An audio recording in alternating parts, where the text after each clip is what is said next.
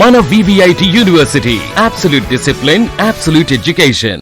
ఎలా అనిపిస్తుంది అంటే దూరదర్శన్ ఉన్న టైంలో మీరే స్టార్ మాకు. అవును. వేరే స్టార్ కనిపించలేదు. మీరు ప్రదీప్ గారు మీ ఇద్దరు ఒక స్టార్స్ లా వెలిగిపోయారు. తర్వాత వచ్చిన ఈ ఛానల్స్ ఇవి చాలా చాలా వచ్చాయి అనుకోండి, అది వేరే విషయం. అండ్ దాని తర్వాత దాదాపు 530 పైగా సినిమాలు తీశారు. అడపాదడపా క్యారెక్టర్లను చూడకుండా ఏ క్యారెక్టర్ అయినా కానీ వచ్చిన అవకాశాన్ని పునికి పుచ్చుకొని నేను ఆ సినిమా చేయాలి, నేను ఆ క్యారెక్టర్ ఎంత ఎందుకు చూడకుండా చేశారు మీరు అందరూ కూడా. అందుకనే మీకు ఇప్పుడు గూగుల్ ఓపెన్ చేస్తే మీకు వందల సినిమాలు ఉంటాయి మీ సంఖ్య. ఉంటాయి. ఇప్పుడు వచ్చే ఆర్టిస్టులు 10-15 అయ్యేసరికి ప్యాకప్ అంతే. లక్కీగా ఏంటంటే మా ఆడియన్స్ కూడా చూసారండి. ఏ రోజున నా అదృష్టం ఏంటంటే ఏ రోజున నా సినిమాలో కింద క్యారెక్టర్ వచ్చినా, టెలివిజన్లో ఓల్డ్ ఏమన్నా వచ్చినా, ఇవాళకి కూడా సర్ఫ్ చేస్తున్న రిమోట్లు ఆగిపోతాయి. నేను కనిపిస్తే ఆగిపోతాయి. అది అదృష్టం కదా. అవును. ఎన్ని సీరియల్స్ చేసి ఉంటారు యాజ్ ఏ హీరోగా? మొన్న చేశాను సార్. 2009 దాకా హీరోగానే చేస్తున్నాను. 2009-2010 దాకా హీరోగానే చేశాను. ఆ తర్వాతే సీరియల్స్ నేను ఎప్పుడు ఫాదర్కి ట్రాన్స్మిట్ అవ్వలేదు. నేను ఇష్టం లేదు, అవ్వలేదు నేను. ఎందుకంటే బై ద టైం నేను నా హీరోగా ఆపుతున్న టైంకి ఆపేశాను. నేను టెలివిజన్ చేయలేదు, ఆపేశాను. సో అంచేత టెలివిజన్లో అలా హీరోగానే ఉండిపోయినాడు. ఓకే. సినిమాకి ఫాదర్గా ట్రాన్స్ఫర్మ్ అయ్యాను కానీ టీవీకి అవ్వలేదు నేను. చాలా మంది ఆడవాళ్ళకి లవర్ బాయ్ ఇమేజ్ అలానే ఉంచేశారు. అలా ఉంచాను. ఇంత కూల్ గా ఇంత పాజిటివ్ గా ఆలోచించే వ్యక్తి కాబట్టి అసలు ఏంటి మీ ప్రస్థానం, ఎక్కడి నుంచి వచ్చారు ఏంటి? అంతా హైదరాబాద్ అండి, ప్రాపర్ హైదరాబాద్. నాది పుట్టి పెరిగిందంతా అక్క పుట్టిగాడు. మా తాతలు ముత్తాతలు అంతా హైదరాబాద్. కాందాం అయితే గట్టిగానే ఉంది మందేడ. చాలా పెద్దది. వచ్చి చూస్తావా? చాలా పెద్దది. ఓకే. ఫ్యామిలీ కూడా చాలా పెద్దది. అవునా? బంధువర్గం ఫ్యామిలీ దాదాపుగా బంధువర్గం అంతా చూసుకుంటే 300 పైన ఉంటారు. ఓకే. చుట్టుపక్కల మా అన్ని డిస్ట్రిక్ట్స్ లో అక్కడ ఇక్కడ మా మదర్ సైడ్ నుంచి మా ఫాదర్ సైడ్ నుంచి అందరు కలుపుకుంటే చాలా పెద్ద ఫ్యామిలీ. మాది కూడా పెద్ద family as it is. But industry side ఎవరు రాలేదు, ఫస్ట్ మీరే? ఇండస్ట్రీ సైడ్ ఎవరు ఫస్ట్ నేను. ఓకే. మీకు ఎక్కడ పుట్టింది అది? నాకు చిన్నప్పటి నుంచి నాటకాలు.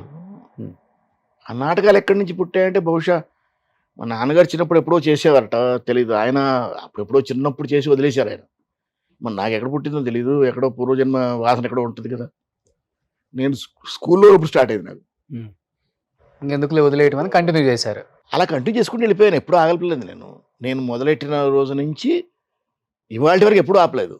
నేను చదువుకున్నప్పుడు ఆపలేదు, అడ్వకేట్గా ప్రాక్టీస్ చేస్తున్నప్పుడు ఆపలేదు, ఎప్పుడూ ఆపలేదు. అడ్వకేట్ మీరు? నేను అడ్వకేట్ హైకోర్టులో. ఓకే. దాదాపు 7 years చేశాను. 7 years. చాలా పెద్ద ప్రాక్టీస్ వదిలేశాను. మంచి క్రిమినల్ లాయరా, ఫ్యామిలీ లాయరా? నేను కాన్స్టిట్యూషనల్ లా చేసేవాడిని. రిట్స్ ఎక్కువ నాకు. ఓకే. రిట్ వర్క్ ఎక్కువ నాకు. ఓ. రిట్ వర్క్స్ చేసేవాడిని. చాలా పెద్ద పెద్ద ప్రాక్టీస్ వదిలేశాను. దాదాపు 3 జూనియర్స్తో ఉన్న ప్రాక్టీస్ నాది. హైకోర్టులో చాలా యంగెస్ట్ అడ్వకేట్ నేను. బార్ మొత్తంలో యంగెస్ట్ అడ్వకేట్, బిజీగా ఉన్న యంగెస్ట్ అడ్వకేట్ నేను ఒక్కడనే. ఎందుకు మంచి జీవితం వదిలిపెట్టుకొని సినిమా ఇండస్ట్రీ వైపు వచ్చి? చెప్పే కదా మీరు స్టార్ అన్నారే, ఆ స్టార్డమ్ లాగా. అడ్వకేట్ అంటే ఒక రెస్పెక్ట్ ఉంటుంది సమాజంలో, ఒక భయం ఉంటుంది, ఇవన్నీ ఉంటే డబ్బుకు డబ్బు ఉంటుంది. అప్పటికీ ఉంది, 3 ఉన్నాయి. ఈ 3 అనుకోని అప్పటికి నేను వదిలేసేప్పటికి ఈ 3 ఉన్నాయి నాకు. నేను చాలా చిన్నవాడినైనా పెద్ద పెద్ద అడ్వకేట్స్ కూడా జాగ్రత్త పడేవాళ్ళు నేను అపీర్ అవుతున్నాను అంటే. ఓకే. అంటే అంత పేరు తెచ్చుకున్నాను. ఓకే. బార్ బెంచ్ అండ్ బార్లో. అండ్ బెంచ్ కూడా అందరూ కోఆపరేట్ చేసేవాళ్ళు. కుర్రాడు చాలా బాగా చేస్తున్నాడు అని ఎంకరేజ్ చేసేవాళ్ళు. సో ఒక కేసు డీల్ చేశారంటే ఇంకా వెనక తగ్గేది లేదు, క్వశ్చనే లేదు. ఫుల్ ప్రిపేర్డ్గా వెళ్ళేవాడిని. జయాపజయాలు మన చేతిలో ఉండవండి. మనం చేసేది మనం చేయడం పర్ఫెక్ట్గా. మొదటి నుంచి మన పని మనం చేయడం పర్ఫెక్ట్గా. తర్వాత జయాపజయాలు, తర్వాత అది చాలా 190 రీజన్స్ ఉంటాయి దాని జయాపజయాలకి. అక్కడ అంతే. కోర్టులో కూడా ఒక జడ్జిమెంట్ రావాలి అంటే దానికి చాలా ఫ్యాక్టర్స్ ఉంటాయి దానికి. ఓకే. సో అడ్వకేట్స్ అంటే మీరు సివిఎల్ గారు ఇండస్ట్రీలో పెద్ద అడ్వకేట్స్ అంటే ఆయన ఇప్పటికీ ప్రాక్టీస్ చేస్తున్నారు, అది వేరే విషయం. సో మీరు ప్రాక్టీస్ తగ్గించాడు, ఇప్పుడు తగ్గించారు. అంటే మీరు చెప్పారు ఇప్పుడు హైకోర్టులోనే మిగతా లాయర్స్ కూడా తన కేసు డీల్ చేస్తున్నారంటే వణికే పొజిషన్ అని. హైకోర్టు అంటే అశోక్ కుమార్ వస్తున్నారంటే ఒక కేసు డెఫినెట్ గా మనం జాగ్రత్తగా ఉండాలి అనుకునే ఒక స్టేజ్కి వచ్చారు మీరు. అలాంటిది దూరదర్శన్ లో చూసుకుంటే ఒక స్టార్ గా వెలిగారు. బట్ దూరదర్శన్ తర్వాత నాకు బాగా గుర్తుంది, భాగవతంలో నారదుడు అవును. రోల్ చేశారు. ఆ, తర్వాత ఇంకా సినిమాలో చిన్న చిన్న క్యారెక్టర్స్ అడపదడప వేసుకుంటూ వచ్చారు. లేదండి కొన్ని కొన్ని సినిమాల్లో అంటే ఎప్పుడు అనిపించలేదా, నేను ఒక వైపు చూసుకుంటే హైకోర్టులో ఒక అడ్వకేట్ గా అంత పేరుంది, రెబల్, ఒక పక్క చూసుకుంటే టెలివిజన్ లో ఒక స్టార్, ఇక్కడికి వచ్చేసరికి చాలా ఆచితూచి వాళ్ళు ఇచ్చిన దాంతో మనం అడ్జస్ట్ అయ్యి అట్లా వెళ్ళిపోవాల్సి చాలా- వస్తుందన్న ఫీలింగ్ ఎప్పుడు రాలేదా? లేదండి, చాలా చాలా మంచి మంచి క్యారెక్టర్స్ చేశాను నేను.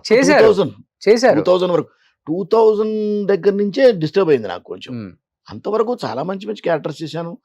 I was very very busy. నేను ప్రొడక్షన్స్ చేశాను. I had my production house. Um, 93 నుంచి నా ప్రొడక్షన్ హౌస్ ఉంది. ఓకే. నా ప్రొడక్షన్ హౌస్లో సీరియల్స్ ప్రొడ్యూస్ చేశాను. నేను డైరెక్ట్ చేశాను. 2001లో డైరెక్టర్ని అయ్యాను. సినిమా డైరెక్ట్ చేశాను. సిరీస్ డైరెక్ట్ చేశాను.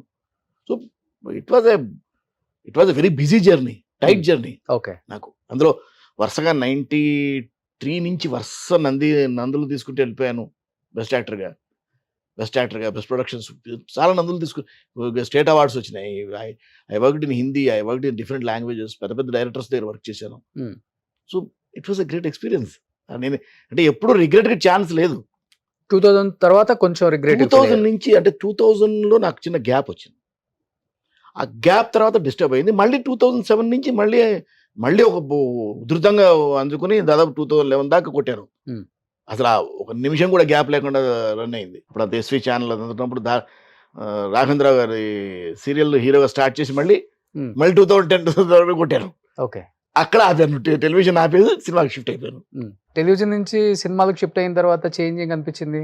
చేంజ్ ఏం లేదు. ఇప్పుడు అక్కడ 24 hours ఎప్పుడు పని ఉంటుంది. ఇక్కడ అంత పని ఉండదు కదా. ఆ 24 hours పని ఇక్కడ ఉండదు కదా. అక్కడ పొద్దున్న లేచి అంటే 6 పరిగెడుతుంటాం. ఎప్పుడు వస్తామో తెలియదు, ఎప్పుడు వెళ్తామో తెలియదు. అంత టైట్గా వెళ్ళిన వాళ్ళం ఇప్పుడు రిలాక్స్ అయిపోతాం. ఇప్పుడు అంత వర్క్ ఇప్పుడు లేదు కదా. యాక్చువల్గా ఉండాలి, లేదు, ఉంటుంది. కొన్ని సినిమాలు మీవి గమనించాను, నాకు ఇప్పటికి బాగా గుర్తుంటాయి. అంటే ఈటీవీలో ఇప్పుడు అన్ని పాతయే వేస్తున్నారు కాబట్టి మాకు ఒక గిఫ్ట్ అని చెప్పుకోవచ్చు. ఆ టైంలో వీళ్ళు ఇలా ఉన్నారా, ఇలా యాక్ట్ చేశారా, ఇంత మంచి ఆర్టిస్ట్లా, ఇంత బాగుంది వీళ్ళ కాంబినేషన్స్ అనిపించిన రోజులు అవన్నీ. మీతో చూసిన ప్రతి కాంబినేషన్లో ఉన్న మీ వైఫ్ క్యారెక్టర్లు అందరూ మీకన్నా బాగా టాలు, మంచి వెయిట్.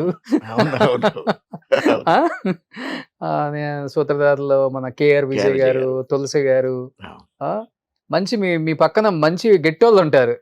ఎలా ఉంటుంది సార్ అప్పుడు స్క్రీన్ షేరింగ్? అసలుకి సరదాగా ఉంటుందండి. It's great experiences. ఎందుకంటే ఆల్ గ్రేట్ ఆర్టిస్టులు, పెద్ద పెద్ద ఆర్టిస్టులు, మంచి మంచి ఆర్టిస్టులు. వాళ్ళ పర్ఫార్మెన్స్ ఏ రోజున నాకు వైఫ్ క్యారెక్టర్ చేస్తుందో, నా బ్రదర్ క్యారెక్టర్ చేస్తున్నాడు, నాకు ఏ రోజున వ్యత్యాసం లేదండి. ఎందుకంటే ఒక ఆర్టిస్ట్ నా ఎదురుగా ఉన్నాడంటే అతన్ని మనం ఎలా కౌంటర్ చేసి మనం నిలుపుకోవాలన్న తప్పనే తప్ప. ఎందుకంటే నాగేశ్వరరావు గారితో యాక్ట్ చేశాను, రామారావు గారితో యాక్ట్ చేశాను, సోమరావు గారితో చేశాను, కృష్ణ గారితో చేశాను. ఎవరున్నా ఫస్ట్ డే నుంచి నా ఎదురు ఎవరున్నా ఒకటే. నాకు ఎదురుగా ఉన్నది ఒక పెద్ద artist. Lawyer, I have to counter అంతే. లాయర్స్ కౌంటర్ వేస్తారు.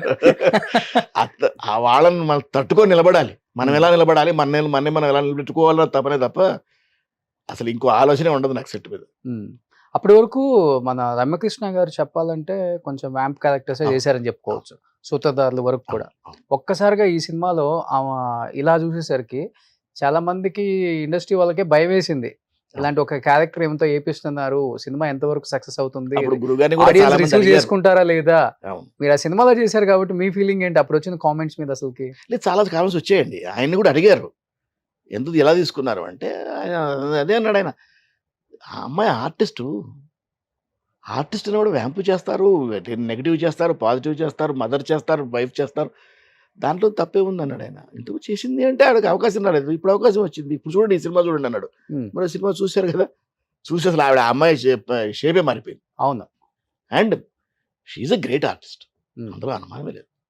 మా ఇద్దరు కాంబినేషన్స్ కూడా వర్క్ సీన్స్ ఉన్నాయి, చాలా ఉన్నాయి. అవును, అసలు she's a marvellous artist. Suman టీవీలో మీ పర్సనల్ అండ్ బిజినెస్ ప్రమోషన్స్ కోసం కింది నెంబర్కి కాంటాక్ట్ చేయండి.